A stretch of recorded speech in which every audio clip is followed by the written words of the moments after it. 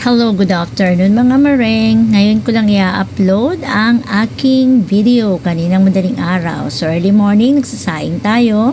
At syempre, tirahin na natin yung pin-repair natin kagabi na isda at mga panakot or sangkap para sa paksiw. So ito na nga, hindi siya masyadong maraming sangkap or sibuyas, kamatis, wala palang kamatis, sibuyas, bawang, luya. Kasi syempre nagtitipid tayo. Yan. Tsaka sapat lang yung niluluto kasi ayoko nga may masayang. Lalo na't wala kami ngayong alagang aso. So eto na. Sinalang ko na. Nilagyan ko ng tubig. Ang plano ko talaga tubig lang. Pero nagbago isip ko kako. Mas gusto ko mas maasim. So naglagay po ako dyan ng suka. Konti lang naman. 1 kutsara.